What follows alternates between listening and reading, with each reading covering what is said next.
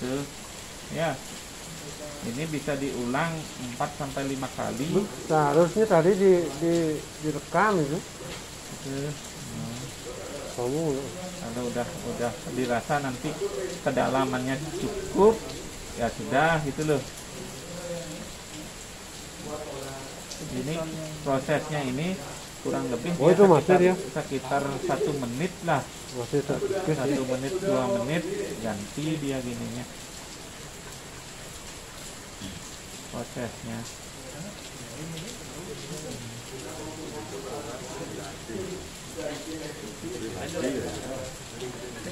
Ya nah. Ya nanti kan ini tadi kebanyakan uang kan sedikit aja biar terendam aja dia. Itu loh maksudnya.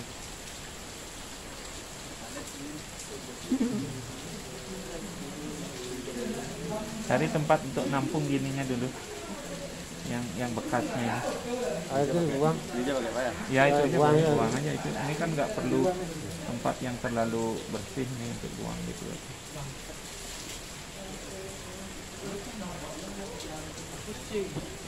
Berarti salin ini ya biar. Ya yang ini kalau udah seperti itu kan udah nggak terlalu bereaksi, dia harus diganti dia gitu loh. Ini kan masih dia ada bereaksi tuh. Kalau nanti udah nggak bereaksi dia segera diganti gitu loh. Nah sisa dari ini biasanya nanti bisa dipakai proses untuk pewarnaan pada kuningan untuk dapat warna hijau gitu kan. Ini pewarnaannya, ini prosesnya untuk pembuat warnanya juga gitu.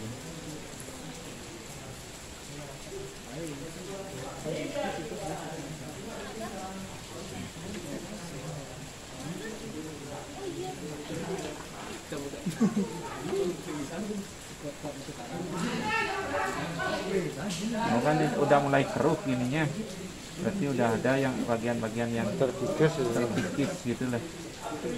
Abangnya udah mulai dia. Ini terjadi mulai proses oksidasinya.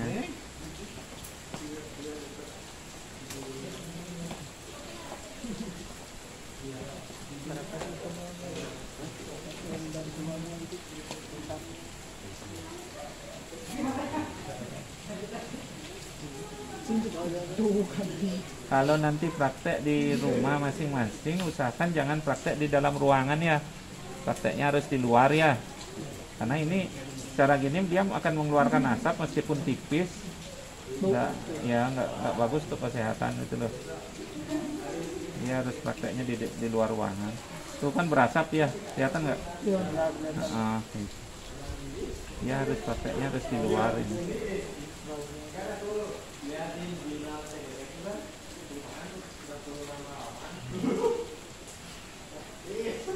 Kalau mau makin cepat juga diganti airnya gitu loh. Kalau kita pakai agak lama karena sedikit kan agak lamain nanti. Cuma prosesnya agak lama. Kalau biar barang gede gitu harus dituang, digoyang bentar aja sekitar 1 menit harus langsung diganti lagi gitu. Ini bagian yang dikikis kan sedikit jadi reaksinya lama, dia cairannya bisa bereaksi gitu loh. Kan makin hijau dia ininya cairannya gitu loh.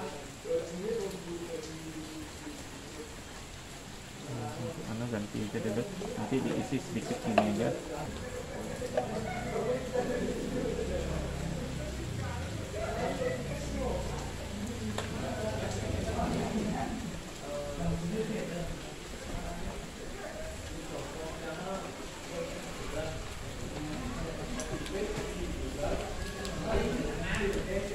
Intinya itu bagian yang mau dikikis itu biar tetap kena cairan ya.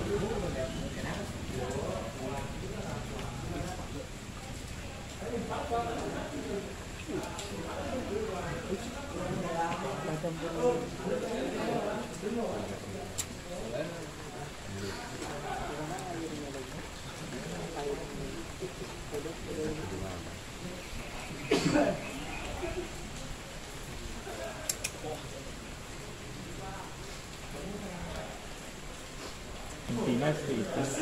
Tapi kalau makin banyak dia isi, di rendamnya masih bisa makin lama gitu, karena proses oksidasinya masih, cairannya masih kuat dia gitu loh. Kalau sedikit cepat dia mati cairannya. Dan ngegoyang gininya juga lebih gampang, kalau lebih banyak kan terendam dia. Terus sedikit dia agak gini dia. Kita mencari-cari biar dia kena gitu loh.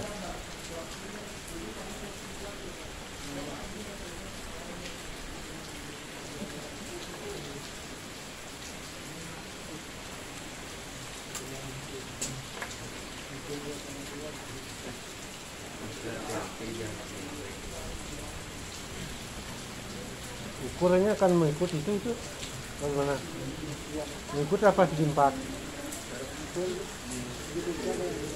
Mengikut itu? Sudah mulai dalam gitu. Tinggal terbagi. Sudah mulai ada terjadi pengikisan dikit kan.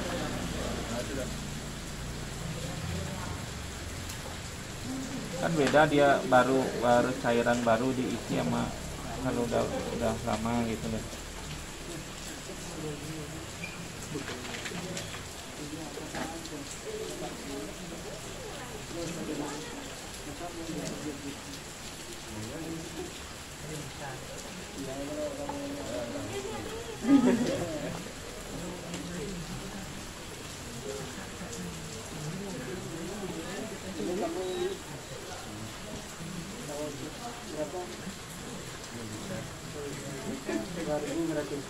Berasap keras, stikernya mudah lepas jadinya dia.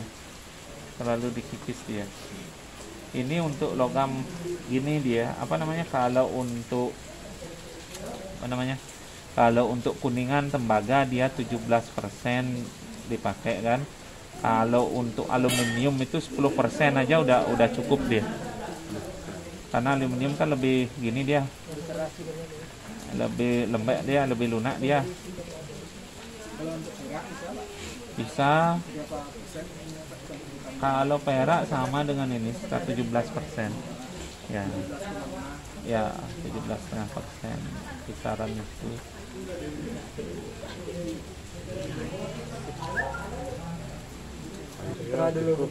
Cukup dulu segitu.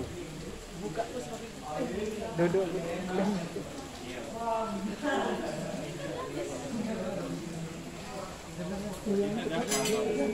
Apa Gong ya? Ya langsung. Ini campurannya O2, A2, O2 dan HCl, air HCl gitu. Berapa? Cairannya. Takarannya berapa? Ini takarannya 250. HCl campur airnya itu 250 juga, disamakan. A2O2-nya sama juga dengan 250 takarannya, biar seimbang. Tercampur dari cairan HCl dengan air A2O2. Lagi kena, ada yang enggak gitu loh. Terus terkenal tapi digoyang-goyang. Ini yang enggak kena ini. Makanya enaknya itu kan pakai loyang yang segi 4 itu, jadi bisa diisi sepenuh loyang itu barangnya, baru diproses. Jadi sekali kita proses banyak. Kalau medianya itu segi 4, ya goyangkan tetap sih ya. Kalau gini kan karena bulat kan banyak di lengkungan itu yang nggak kepake dia gitu loh. Itu pemilihan alatnya juga harus pas. Kalau kayak gini kan dia akan boros dia dengan gininya. Sampai 6 kali aja udah. Tapi dia harus kerendam penuh dia. Kalau memang orang cari dalam sekali sampai 8 kali. H2O2-nya dijadikan 17%. Kalau dapat yang 50% ya diisi yang isi airnya perbanding seperti tadi 350 berbanding 360 kan. HCl-nya biasanya sih umum itu yang dijual cuman kadar 35%, kecuali HCl khusus ya. Beda lagi kadarnya, itu kita cari perbandingnya menjadi 17,5% juga. Itu kan cuma dicampur 1:1. Itu kan bisa nanti setelah nuangin bisa dilihat, diraba udah dalam nggak. Kalau dirasa udah cukup ya cukup gitu loh. Kis juga dia. Nah gitu. Pak, berarti kalau proses terkikisnya logam itu tidak bisa dipastikan kapan berapa ke dalamnya. Ya kan kita tinggal lihat setiap selesai gitu kita bisa raba ataupun ukur gitu loh berapa mau ketebalannya. Biasanya bisa sampai 1 mili pun bisa. Tergantung kalau makin dalam, makin sering gitu loh ganti cairannya. Saya kira awalnya dengan campur takaran seperti itu akan bisa diperkirakan kedalaman terkikis itu makin sering Anda ganti itu cairannya, makin dalam dia. Kita yang nentuin berapa mau cari dalamnya. Kalau mau Anda sampai tembus pun bisa, cuman lama gitu kan. Ya kan makan terus sifatnya, tidak ada titik jenuhnya. Begitu cairnya jenuh diganti, cairannya jenuh diganti gitu loh.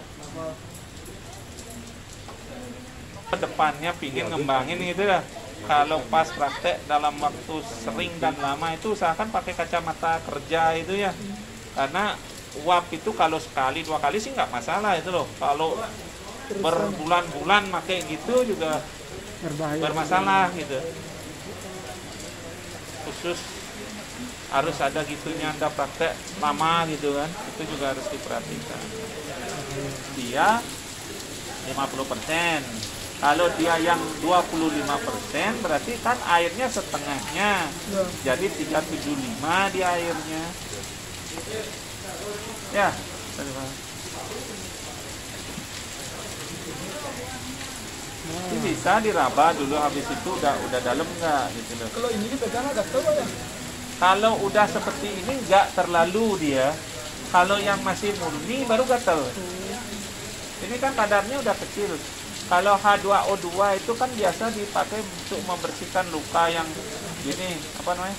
Luka-luka yang kayak kuku gitu, yang ada jamuran gitu. Itu udah dipakai, cuman kadarnya cuman 3%. Yang beredar di apotek-apotek itu 3% dia. Baik. Ini lagi sekali Pak. Nanti sebelum buka dicuci aja dulu. Kalau mau proses pewarnaan ya jangan dibuka dulu. Mau disemprot warna ya warna dulu, baru nanti biar nggak repot ngebersihin yang harus dibakar. Bakar dulu baru dioles dengan pewarna ini. Tapi pertama dia harus diisi belerang. Ada belerang ini namanya. Belerang yang dipakai melorotkan malam itu kan, itu diisi air dulu, dia dicelupin di sana, nanti dicelupin lagi di HCl-nya, celup di air.